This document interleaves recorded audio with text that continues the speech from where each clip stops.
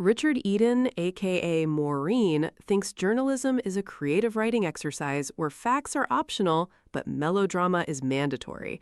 This man saw a staffing change connected to Invictus and immediately started pounding on his keyboard like a Victorian town crier announcing the apocalypse. Prince Harry loses key player. Sir, calm down before you sprain a finger reaching for catastrophe. The desperation dripping from that headline could water crops across Birmingham. Meanwhile, while Maureen was busy lighting imaginary fires for clicks and coins, Deloitte casually walked in as an official partner for Invictus Birmingham 2027 and shattered the entire doom narrative in one corporate press release. Nothing exposes tabloid theatrics faster than reality arriving 5 minutes later with receipts. Yet, according to Richard Eden's fantasy universe, Invictus is somehow spiraling into oblivion while major global companies continue publicly partnering with it. Make it make sense. Actually, don't. British royal reporting stopped making sense years ago. These people turned Meghan eating avocado toast into a national emergency. Rationality left the building around 2017 and never returned. What's especially embarrassing for Eden is how transparent the framing is. Notice the wording. Prince Harry loses key player. Not executive departs organization, not staffing transition at Birmingham Invictus. No, Harry himself must always be positioned as the center of catastrophe. They write headlines about him the way ancient civilizations described comets before a plague. And the funniest part? Invictus is bigger than these tabloid narratives now. Way bigger. That must sting. Because the British media spent years trying to convince people that Harry walking away from the monarchy would result in instant irrelevance. Remember that? They acted like he'd disappear into the wilderness holding a podcast microphone and crying beside a rescue chicken. They predicted failure in America, failure in business, failure in media work, failure in charity work, failure in marriage, failure in breathing oxygen, probably. Instead, what happened? Harry built a life outside the monarchy, while Invictus kept growing internationally. Veterans continue showing up, countries continue participating, sponsors continue investing, audiences continue caring. And this absolutely fries certain royal commentators from the inside out, because they fundamentally cannot process the idea that Harry might have value independent of the institution they worship like medieval palace guards.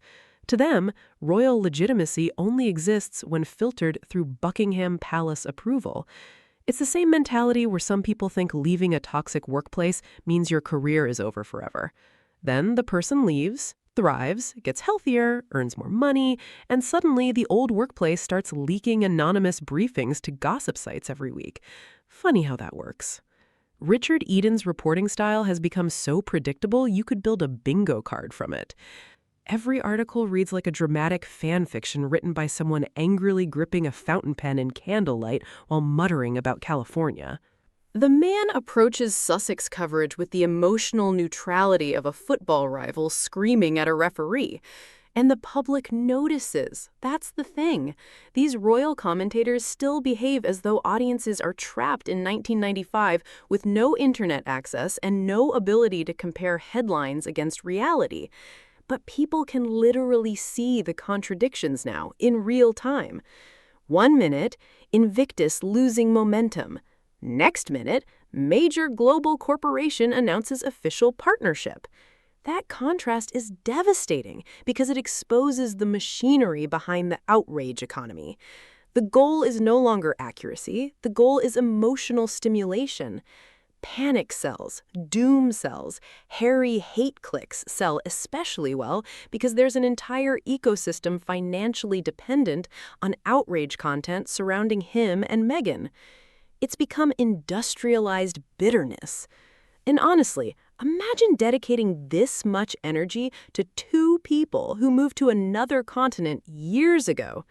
Couldn't be me. The stamina alone deserves a medal. These commentators monitor Harry and Meghan more closely than some parents monitored toddlers near electrical sockets. The obsession is extraordinary. You can tell certain tabloids resent Invictus specifically because it ruins their preferred narrative about Harry being lost or irrelevant. Invictus constantly reminds people that Harry created something with tangible, global impact, connected to wounded veterans and rehabilitation. That's inconvenient for people trying to reduce him to gossip fodder 24/7. So instead, they nitpick staffing changes, organizational transitions, budget concerns, or any tiny development and inflate it into DEFCON 1. Meanwhile, actual veterans participating in Invictus are probably like, anyway, back to training. Because real people living real experiences usually have more perspective than tabloid columnists manufacturing melodrama for engagement. And Richard Eden especially has this tone that always feels weirdly personal, like he isn't simply covering events, but emotionally invested in proving Harry's unhappiness. It creates this bizarre energy where every Sussex story sounds less like journalism and more like someone trying to win an argument that already ended years ago. Harry left. Meghan left. They have children. They live in California. The monarchy survived. The earth continues rotating. Birds still chirp. Yet certain royal writers continue behaving like abandoned exes subtweeting at 3 a.m. At some point, you have to ask, who is this performance really for anymore? Because outside the British tabloid bubble, many people simply see Harry and Meghan as celebrities doing projects, charity work, business deals, appearances, documentaries, speaking engagements, and family life. Normal public figure stuff. But the British tabloid ecosystem keeps trying to frame every development like a constitutional earthquake. Harry drinks water. Experts fear hydration strategy. Meghan wears earrings. Palace insiders stunned. Invictus gets sponsor. Richard Eden in shambles. And the sponsorship part matters because corporations don't operate on tabloid emotions. Deloitte is not sitting around reading Daily Mail comment sections to determine business strategy. These companies look at reach, credibility, organizational structure, international visibility, audience engagement, long-term value, and strategic alignment. Meaning, while tabloids scream collapse, actual institutions are still investing. That contradiction tells you everything. It's also revealing how often these commentators underestimate public intelligence. People can see when coverage becomes selective. They notice when positive developments receive tiny, reluctant mentions, while negative speculation gets giant, dramatic headlines. Imagine if sports journalism worked this way. Team loses assistant coach, franchise clearly collapsing. Meanwhile, team signs billion-dollar sponsorship deal and sells out stadiums. You'd laugh the reporter out of the room. But with Harry and Meghan, certain outlets assume emotion will override logic every single time because outrage culture is profitable. The goal isn't informing readers anymore, it's feeding tribal identity, keeping audiences emotionally activated against designated villains. And frankly, some royal commentators built entire personal brands around hostility toward the Sussexes. That's the awkward truth nobody says loudly enough. What happens if Harry and Meghan are actually fine? What happens if their projects continue succeeding? What happens if public interest remains strong globally? What happens if younger audiences simply don't share the same deference toward monarchy culture? That creates an existential problem for commentators whose careers increasingly revolve around anti-Sussex outrage. So they double down. Harder headlines, more dramatic wording, more emotional framing, more catastrophizing. Because if the audience calms down for even 5 minutes, people might start asking uncomfortable questions about media credibility. Richard Eden represents a broader issue with sections of royal reporting where commentary and journalism blur together into one giant cloud of bias dressed up as analysis. The reporting starts with the conclusion first, Harry failing, then works backwards hunting for supporting material. And when reality contradicts the narrative, they pivot instantly to another crisis. It's exhausting. Honestly, Harry and Meghan could cure insomnia tomorrow, and certain tabloids would publish Sussexes accused of destroying pillow industry. And somewhere Richard Eden would be quoted looking deeply concerned. Meanwhile, Invictus keeps existing. Veterans keep competing. Partnerships keep forming. Events keep organizing. Audiences keep attending. Which is probably the most irritating thing imaginable for people desperate to portray the initiative as unstable. Because the games have emotional authenticity behind them. That matters. People connect with wounded veterans rebuilding confidence and community through sports. You can't easily crush that with cynical tabloid framing. That's why these stories often feel strangely disconnected from real public sentiment outside the royal media bubble. Most normal people see Invictus positively. Even people indifferent toward monarchy drama often respect the mission. So when tabloids try forcing every administrative change into an anti-Harry morality tale, it increasingly looks ridiculous. And let's discuss the selective panic for a second. Organizations everywhere experience leadership changes, staffing changes, restructures, sponsorship changes, board adjustments, strategic pivots. It's normal institutional life, happens constantly. But when Harry is attached, suddenly it becomes evidence of doom. It's almost impressive how dramatically they frame routine developments. A resignation becomes huge blow. A schedule adjustment becomes crisis talks. A sponsorship negotiation becomes fury. Someone probably sneezes near Montecito, and 3 columnists immediately develop palace source concerns. The emotional overinvestment is unreal. And honestly, Richard Eden's style increasingly feels trapped between old-school royal deference and modern outrage clique economics. He wants the authority of a palace insider while also feeding the internet's hunger for emotional conflict. That combination produces coverage that often feels less analytical and more performative. People notice that now, especially younger audiences who grew up cross-checking information online instead of blindly trusting newspaper narratives. That's why moments like this Deloitte announcement are so damaging to tabloid credibility. They expose how aggressively negative framing can collapse under basic factual scrutiny.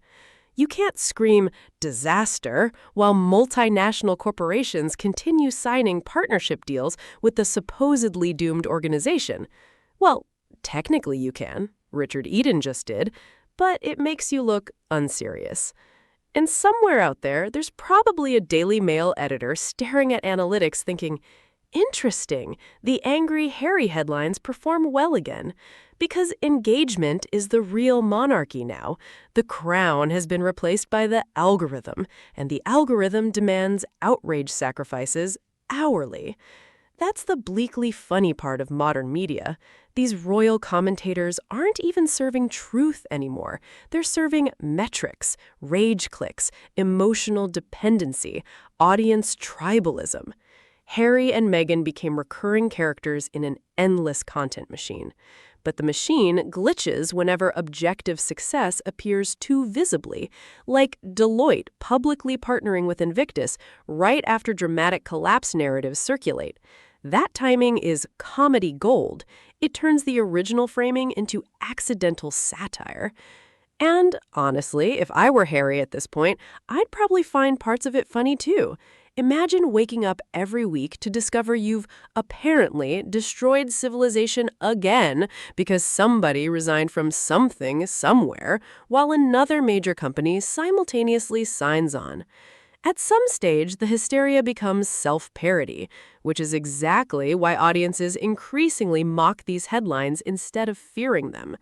Because credibility erodes slowly, then suddenly, and royal tabloids keep acting shocked that people question them after years of exaggeration, emotional framing, racial undertones, selective reporting, contradiction, invasion tactics, and outright weird obsession with Meghan existing while Californian. People are tired. not even necessarily because they adore Harry and Meghan unconditionally, but because many can clearly see the imbalance, the fixation, the desperation to frame every Sussex development negatively, regardless of facts. Richard Eden didn't invent that ecosystem, but he absolutely participates in it enthusiastically. And moments like this expose the formula beautifully. Create doom narrative, amplify fear, attach Harry's name repeatedly, ignore contradictory context, move on before accountability arrives. Unfortunately for them, screenshots exist forever now. The internet remembers everything. People can place two headlines side by side and immediately see the contradiction. One image screaming collapse, another announcing Deloitte partnership. That visual contrast alone basically roasts the article without needing commentary. Still, commentary makes it more fun. Humanity invented sarcasm for a reason, probably to survive tabloids. Thank you for watching, and I will see you in the next video. I'm Smiley, and take care.